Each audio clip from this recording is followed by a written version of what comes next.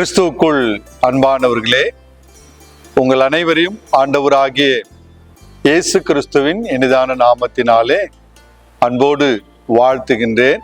இந்த தபசு காலங்களின் தியான வேளையிலே உங்களோடு கூட ஆண்டவருடைய வார்த்தையை தியானிக்கும்படியாய் எனக்கு கிடைத்த இந்த வாய்ப்பிற்காக ஆண்டவருக்கு நான் நன்றி சொல்கிறேன்.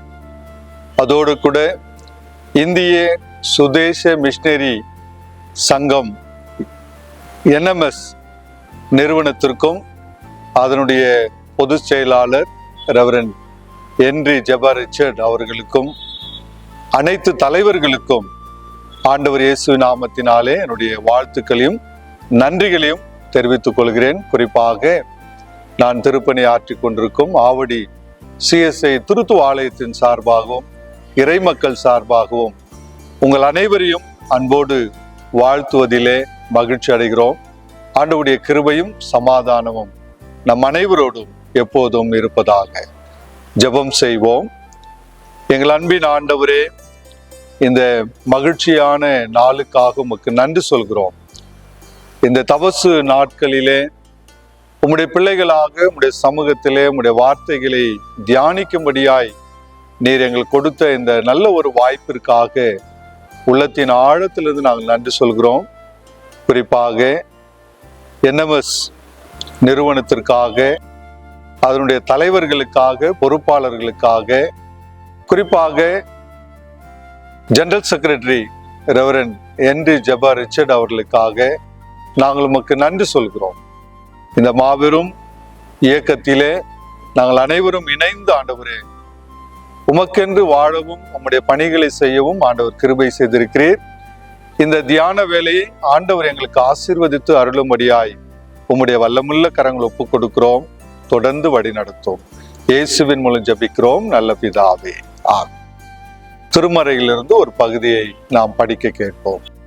இன்றைய நாளின் தியானத்துக்குரிய இறை வார்த்தை லூக்கா 8:21. அவர் அவர்களை பார்த்து, இறை வார்த்தையை கேட்டு அதன்படி செயல்படுகிறவர்களே என் தாயும் என் சகோதரரும் ஆவார்கள் என்றார் என்பதே.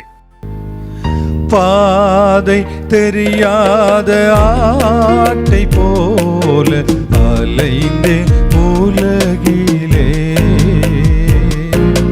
பாதை தெரியாத ஆட்டை போல அலைந்தே உலகிலே,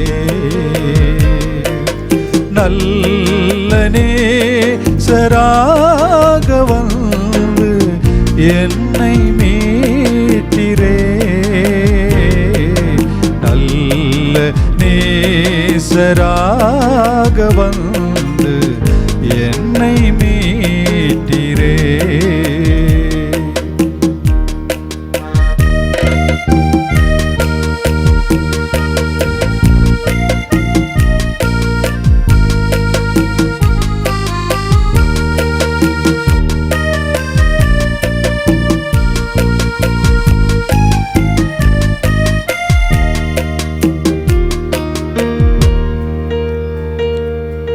கலங்கினே நீரன்னை கல்வி,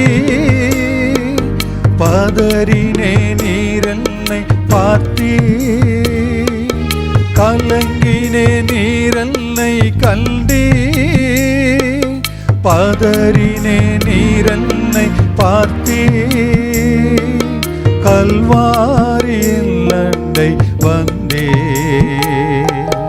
பாவம் நான் அழுதே, கல்வாரியின் அண்டை வந்தே, பாவம் தீர நான் அழுதே, பாதை தெரியாத ஆட்டை போல அலைந்தே உலகிலே, நல்ல நேசராக வந்து என்னை மீட்டிரே, நல்ல நேசராக வந்து என்னை மீட்டிரே.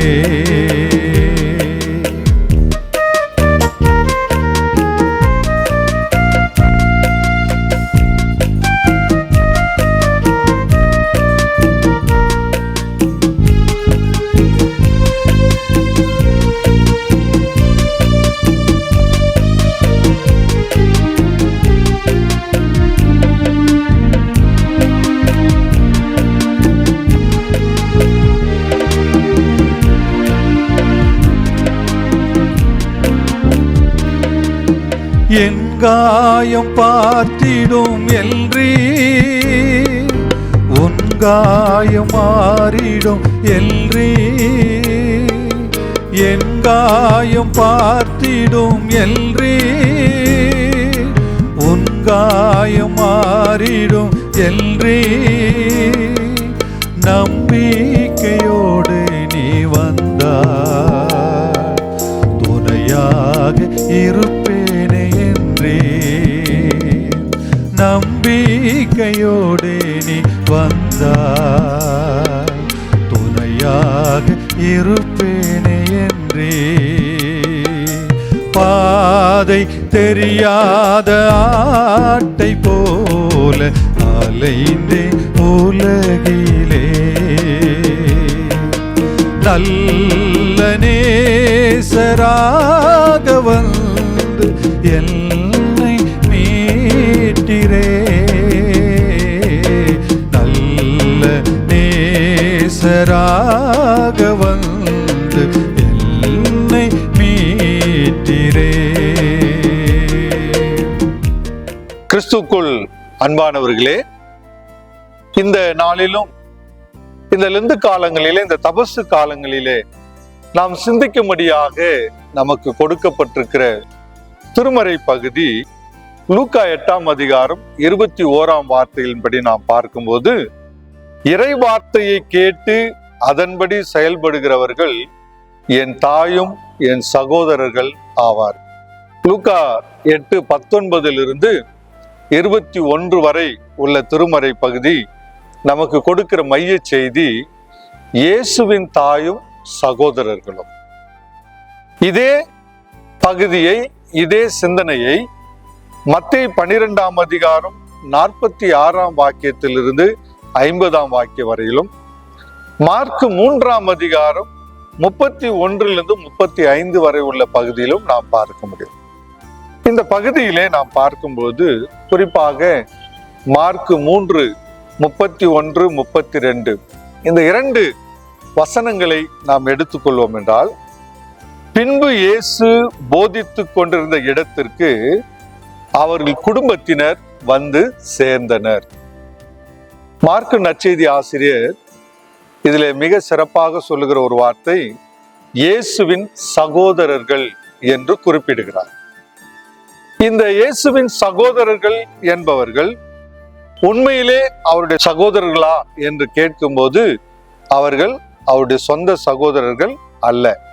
ஏனென்றால் மரியாளுக்கு இயேசுவை தவிர வேற குழந்தையே இல்லை என்பதுதான் சிலருடைய கருத்தாக இருக்கிறது. ஆனால் இந்த வசனங்களை நாம் வாசித்து பார்க்கும் பொழுது மார்க்கு இயேசுவின் இளைய சகோதரர்களை பற்றியும், அதாவது மரியாளுக்கும் யோசேப்புக்கும் பிறந்த பிள்ளைகளை பற்றியும் பேசுகிறதை இந்த பகுதியிலே நாம் காண முடிகிறது.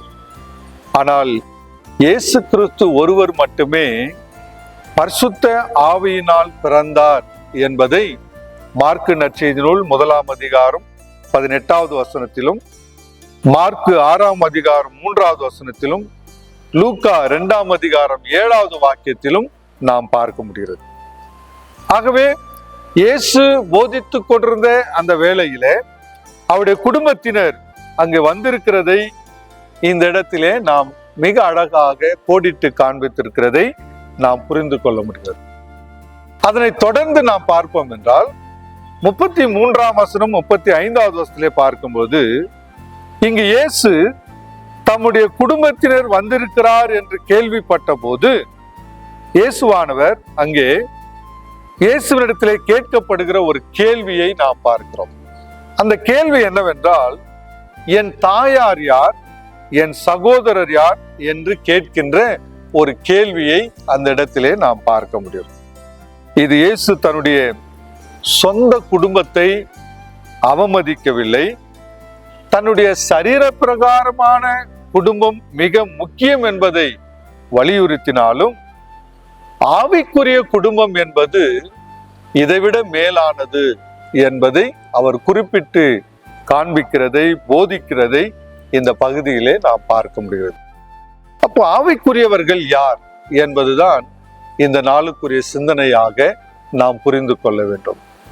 இயேசு குறிப்பிடுகிற சகோதரர் யார், இயேசு குறிப்பிடுகிற தாயார் யார் என்பதை இந்த நாளுக்குரிய சிந்தனையாக நாம் புரிந்து கொள்ள நாம் அழைக்கப்படுகிறோம். கிறிஸ்துவின் மீது, கிறிஸ்துவில் விசுவாசம் வைத்து ஆண்டவருடைய சித்தத்திற்கும் விருப்பத்திற்கும் கீழ்ப்படுகிறவர்கள் ஒரே ஆவிக்குரிய குடும்பத்தை சார்ந்தவர்களாக இருப்பார்கள்.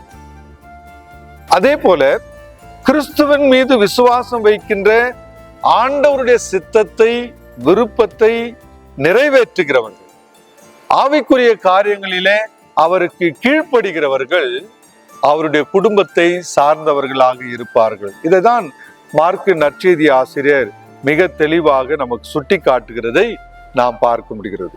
அவர்கள்தான் ஆண்டவருடைய பிள்ளைகளும் கிறிஸ்துவுக்குள் ஒருவருக்கொருவர் சகோதர சகோதரிகளுமாக இருக்கிறார்கள். இயேசு என்ன சொல்லி கொடுத்தாரோ, எதை கடைபிடிக்க வேண்டும் என்று சொன்னாரோ, எவைகளெல்லாம் அவர் தன்னுடைய ஊழிய பாதையிலே காண்பித்திருக்கிறார்களோ அவைகளை கடைபிடிக்கிறவர்கள் தான் அவருக்கு சகோதரர்களாக தாயாகவும் இருக்க முடியும் என்பதை இந்த இடத்திலே சொல்லுவதை பார்க்கிறோம். இதிலிருந்து நாம் என்ன புரிந்து கொள்கிறோம் என்றால், தன்னுடைய சொந்த சரீர பிரகாரமான குடும்பத்தை அவர் அதிகமாக நேசிக்கிறார், அதற்கு மரியாதை கொடுக்கிறார், அவர்களை அன்போடு அரவணைக்கிறார். ஆனால் அதைவிட மேலாக அவரை பின்பற்றுகிறவர்கள், ஆவிக்குரிய வாழ்விலே அவருடைய அடிச்சுவடுகளை, அவருடைய வார்த்தைகளை கேட்கிறவர்கள், அவருடைய வார்த்தைக்கு செவிசாய்க்கிறவர்கள், அவர் என்ன சொன்னாரோ அதன்படி செயல்படுகிறவர்கள், வாழ்கிறவர்கள் அவருடைய பிள்ளைகளாக இந்த உலகத்திலே வாழ முடியும் என்பதை அவர் சுட்டி காட்டுகிறார். அவர் கொடுக்கிற அந்த நித்திய வாழ்வுக்குள் நாம் நிலைத்திருக்க வேண்டும் என்றால், அந்த நித்திய வாழ்வின் குடும்பத்திற்குள் நாம் இணைக்கப்பட வேண்டும் என்றால், ஆண்டவருடைய விருப்பத்தை நிறைவேற்றுகிறவர்கள் தான் ஆவிக்குரிய ஆன்மீகத்திற்குரிய பிள்ளைகளாக இருக்க முடியும் என்பதை சுட்டி காட்டுகிறார்.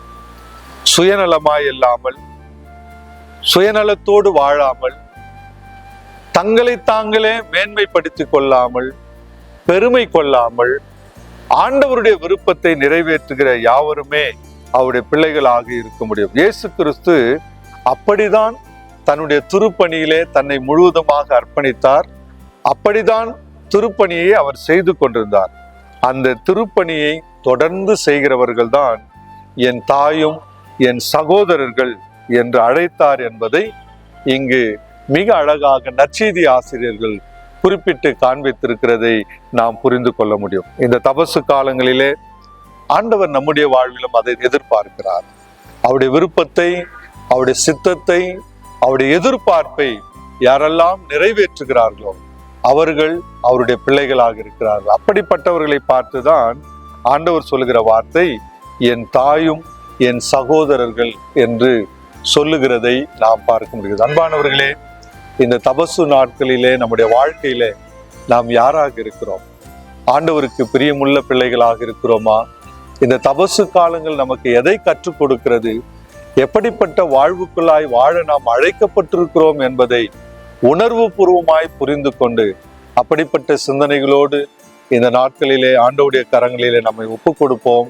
ஆண்டவர் நம்மை ஆசீர்வதித்து எல்லா நன்மைகளினாலும் கிருபைகளினாலும் நம்மை வழிநடத்தி காப்பாராக. ஆமென். ஜெபம் செய்வோம். எங்கள் அன்பின் ஆண்டவரே, இந்த தபசு காலங்களுக்காக மீண்டுமாக எங்களை ஒப்பு கொடுக்கிறோம். ஆண்டவரே, நீர் எதிர்பார்க்கிற, நீர் விரும்புகிற வாழ்க்கையை வாழ்வதற்கு எங்களை முழுமையாய் அர்ப்பணிக்கின்றோம். ஆண்டவரே, இந்த தபசு காலங்கள் எங்களுக்கு கொடுக்கிற அந்த அறைகூவலை நாங்கள் சரியான முறையில புரிந்து கொள்ளவும், அதன்படி வாழவும், அதன்படி எங்களை ஒப்பு கொடுக்கவும் நீர் கிருபை செய்யும்படியாக நான் ஜெபிக்கிறோம். இந்திய சுதேச மிஷனரி சங்கத்திற்காக நாங்கள் நன்றி சொல்கிறோம். இதை உருவாக்கி தந்த தலைவர்களுக்காக நன்றி சொல்கிறோம். இப்பொழுதும் உடைய பணியை செய்து கொண்டிருக்கிற எங்களுடைய செயலாளர் அவர்களுக்காக, அவரோடு இணைந்து பணியாற்றுகின்ற ஒவ்வொருவருக்காக, மிஷனரிகளுக்காக, மிஷனரி ஸ்தலங்களுக்காக, திருச்சபைகளுக்காக, ஆண்டவரே, இந்த நிறுவனத்தின் மூலமாய் நடைபெறுகிற அத்தனை ஊழியங்களுக்காக நாங்கள் நன்றியோடு ஸ்தோத்திரிக்கிறோம். அனைத்தையும் ஆண்டவர் நீர் ஆசீர்வதித்து நீர் மேன்மைப்படுத்தும்படியான செபிக்கிறோம் ஆண்டவரே. எங்கள் அனைவரையும் ஒரு விசை கூட தாழ்த்துகிறோம், தொடர்ந்து வழி நடத்தும். இயேசுவின் மூலம் ஜெபிக்கிறோம் நல்ல பிதாவே, ஆமேன். நம்முடைய ஆண்டவராகிய இயேசு கிறிஸ்துவினுடைய கிருபையும் பிதாவாகிய கடவுளின் அன்பும் பரிசுத்த ஆவியானவருடைய ஐக்கியமும் வழிநடத்துதலும் ஆசீர்வாதமும் நம் அனைவரோடும் நம்முடைய குடும்பங்களோடும், குறிப்பாக இந்திய சுதேச மிஷனரி சங்கத்தோடும் அதனுடைய தலைவர்களோடும் திருப்பணிகளோடும் இன்றும் என்றும் சதா காலங்களில் தங்கியிருப்பதாக. ஆமென்.